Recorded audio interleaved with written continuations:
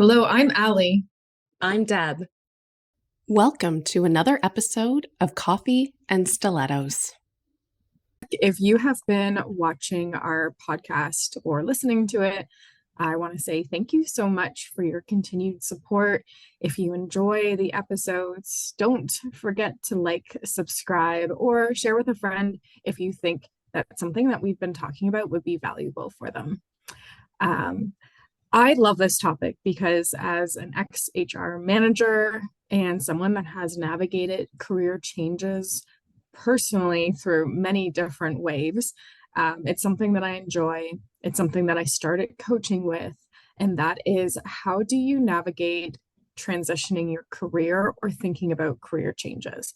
This is so timely as I don't know, Deb, about you, that when I'm looking on LinkedIn, especially in the wave of tech, there's layoffs here, downsizing, acquisitions, mergers.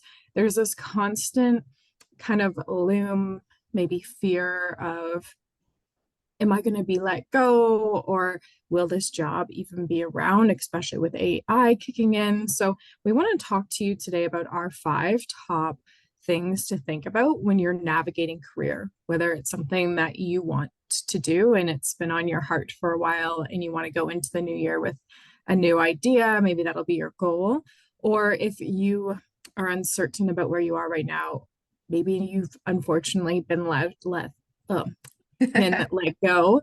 However, this is going to be the episode that you want to tune into and hear our top five strategies because they have helped me navigate from finance, insurance, tech, starting my own business. And I've used each and every one of these along the way. So, Deb, how do you feel about navigating career? Well, it's something I did a few years ago, diving into entrepreneurship and working for myself. And there's so many facets that you don't even think about when you're working the 9 to 5. And, for me, it was a whole new schedule. Like if I wasn't working 9 to 5, I felt like I wasn't being productive, which now I really lean into more, like you talk about, like more of a flow state in how I operate my day. But for a while, it was like my identity was running a company, and now all I had to do was run myself. So there's so much, I guess, so much to navigate, and I think just understanding that was a natural course of what I wanted, but things I didn't even think about. Even just getting into a rhythm of, you're working from home, and the laundry's there. There's so many distractions that can take you away. So for me, it was a really identity change, and I really like grieved that identity. I was in it for so long. So Mhm. I think just understanding that there's opportunities for learning about yourself, and learning new skills and professional development. I think for me, it was an opportunity to really go inward, and I got to define myself, and who I wanted to be and where I wanted to go and how I wanted to shape my life. And I think that goes timely with our first point about navigating career transition is change is going to be inevitable. Like change is constantly happening, whether you want to surrender to it, admit to it, or even acknowledge it. Though your role, I'm sure that you're in right now, has evolved over time. You are constantly evolving as a person, as a woman, and change is gonna happen. So how do you want to be a part of that change? Do you want to be in the driver's seat? Do you want to be responsive to it? Do you want to be proactive in this change? For me, thinking change is inevitable is allowing myself to shift the perspective of I'm excited about change. That means that I can level up from where I was 2 days ago, last year, 5 years ago. That means that there's new opportunities right around the corner.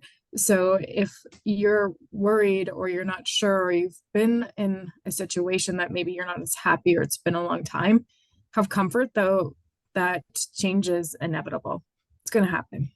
And I think it's important to note too, just being a little bit more adaptable, and change doesn't necessarily have to mean you're completely changing jobs, you're going out on your own. It could just be a new project. It could be, a promotion or something like that. It doesn't have to be this huge thing, but just understanding that there's ebbs and flows, and yeah, where change is always going to be a natural course of life. And so you get to also choose, like you say, your perception of it, and whether you want to look at it as an opportunity for personal growth or a chance to develop new skills, or you can look at it as something to be feared. And I prefer the first to look at it as an opportunity rather than something that might be more negative.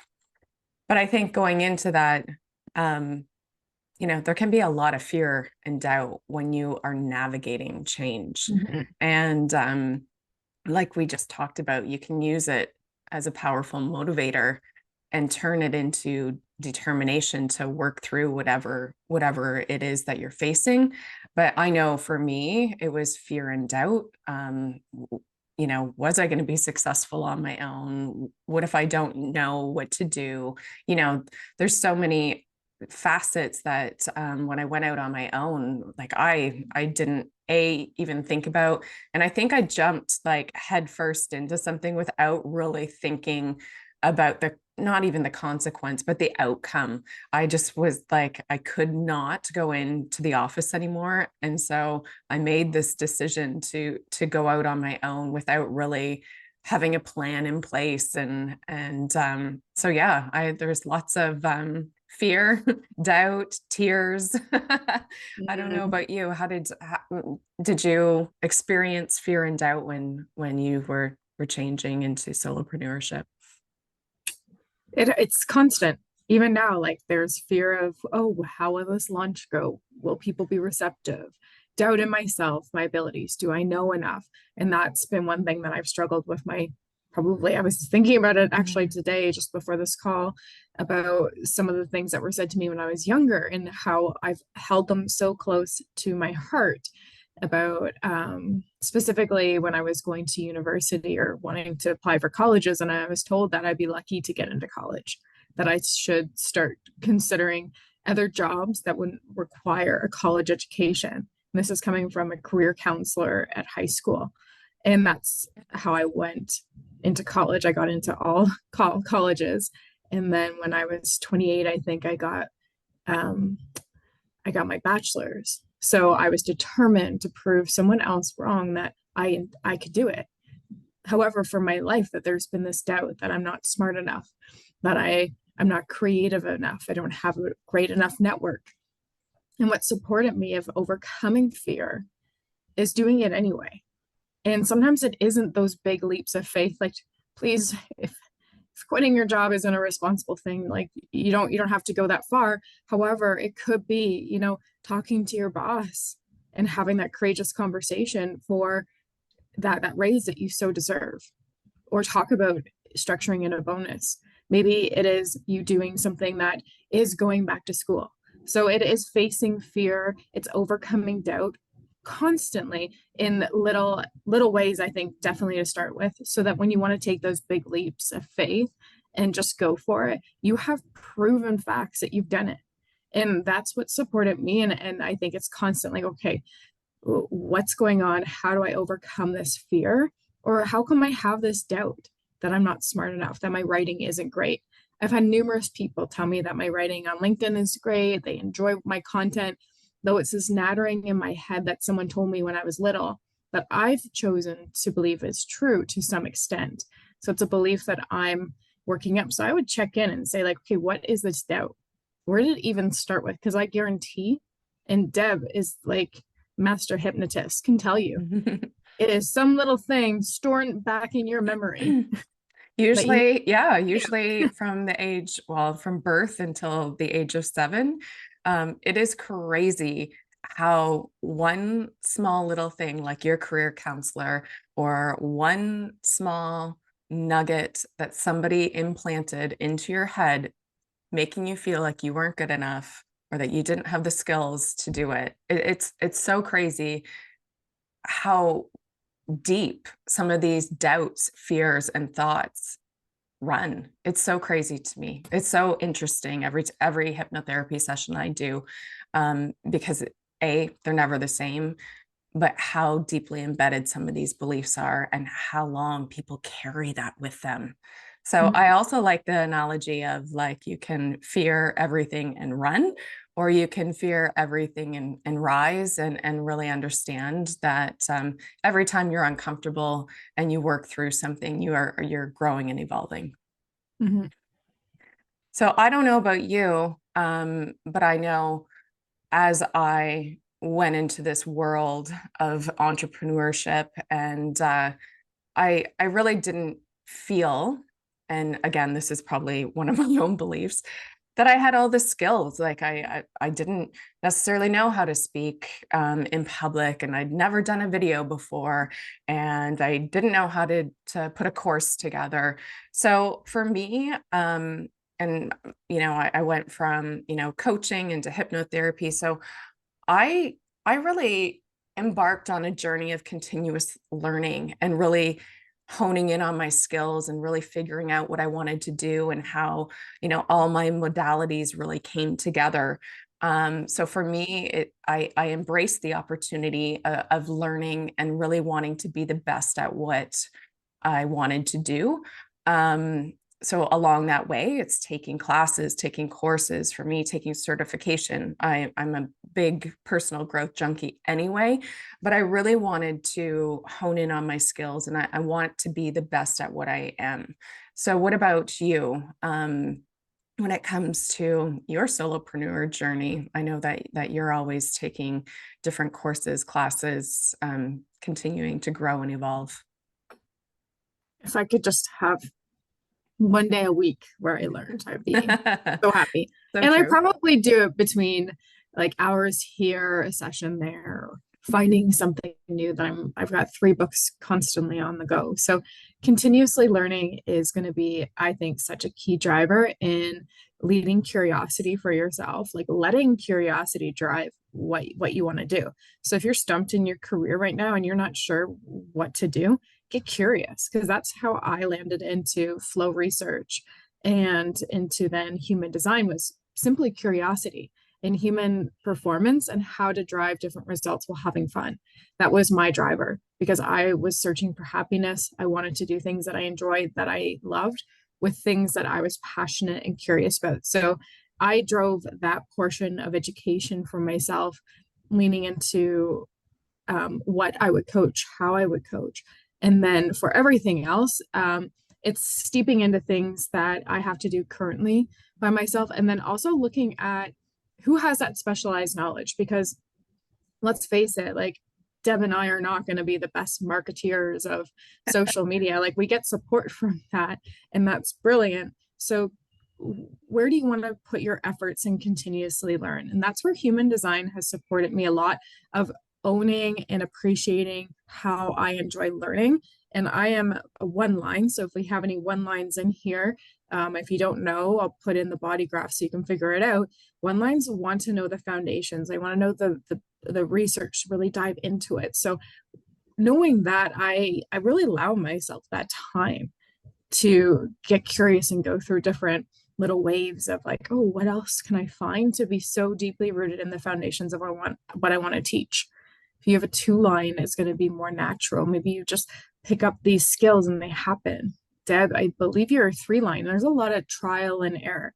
Like, oh, I kind of know this. I'm going to keep on trying it. So you're going to learn a lot from really experiencing your experience. 4 lines love to learn with community, with relationships. So as you're learning, also think about, I would say, like, how do you want to learn? Do you enjoy going into a classroom? Are you going to pick up an online course, a book, a coach? The coaches have taught me so much, and also encouraged me to move a little bit further. And I would say stem it with curiosity. And that's where I've done, because even when I am learning about marketing or things that I'm not as strong at, I've still stuck with like, okay, how can I lead that and give the best information that I can? with what works for me. So if continuously learning in the workplace looks like attending those webinars, getting workplace workshops in, or I would say even doing stuff for fun. Deb, like, how many times have you just gone somewhere and been like, I just love this. Like, I just love to paint and I'm not even really great at it. I just love it. So I'm going to learn about it.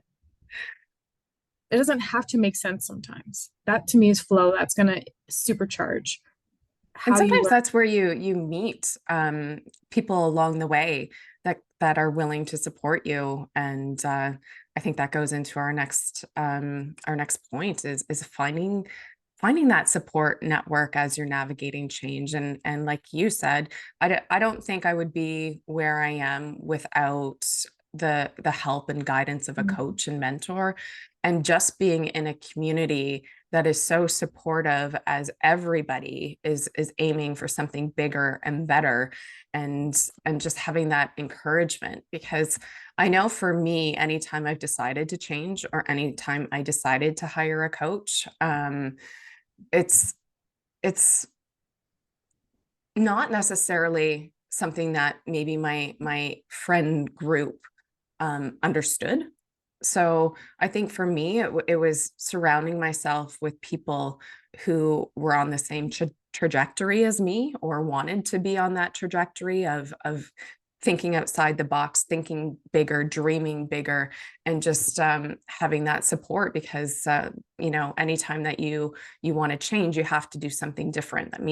That means getting outside of your comfort zone and shooting for the stars. And it's uncomfortable and it's scary, and along the way you kind of have to shed parts of yourself. And that's where, for me, coaches, mentors, and just different networking groups have really supported me along the way. Mm-hmm. And having, I think, like a close knit, like 5 people, like when you have a friend or family member or significant other, like build that really tight circle that is going to say, like, no, I believe in you no matter what. Because there are those rough days. And when you are making career navigations, it's going to be like you got fear and doubt to overcome. You have to pull something forth out of you. I'd also say every day that you're going into work, every day that you speak to someone, that's your chance to leave a little bit of your energetic footprint, your legacy. So as you're navigating your career, they always say, like, leave the doors open, or just continuously maybe reach out to some people within the realms of your network and just check in and say how are you, what's going on, or meet up for those coffees. Because there's been times that I've had job opportunities not because I've applied for the job, and I think this has actually been majority of the roles that I had. It's because I had a network. It's because I made a really great relationship with a rep that maybe I was doing as an operations manager. I was having different reps in, and that's how I got my next job. Or just having a great name for myself in the tech industry, that people knew that I had great work, that I was very supportive, that I was knowledgeable. So as you're building your career, you're also building your professional network. So reach out to those people, or if you know that you connect well with some people, don't necessarily have to be all your colleagues. They could be partnerships. They could be sometimes opposing, maybe like a different tech company, though you just got along with them. Like, keep those people close to you, because when you're looking for change, or if you need change, they're going to be a great support network to help let you know maybe of opportunities, people to introduce you to. And as you're working, like, you create your legacy. You get to create your own personal brand, which I think we didn't necessarily put that on. I think we could almost talk about that separately, Deb. Personal brand, though. Network, enjoy it. Again, have some fun. Get out to maybe something local. There's tons of free stuff. Check on Eventbrite. That's where I find some of mine, and I love it. And I think too, just that there's so many resources probably in your community with the Chamber of Commerce. You know, I think for me, I always had this doubt maybe inside of myself, thinking, oh, all these other people are like so successful. But what I've really grown to learn in any networking event I've gone to is that people really want to support you and celebrate you and cheer you on along the way. And I think that's our next point, is really celebrating your wins along the way. And it doesn't have to be oh, I made my income goal. That's amazing. But even if you did something new this week, celebrate the growth that along the way. And I didn't realize how important that was, who I am today, 6 months ago. I'm not the same person I was 6 months ago. I'm stepping outside my comfort zone, and so recognizing the progress you make along the way is really important, I believe, and really finding that network that is encouraging you and also celebrating with you. Mm.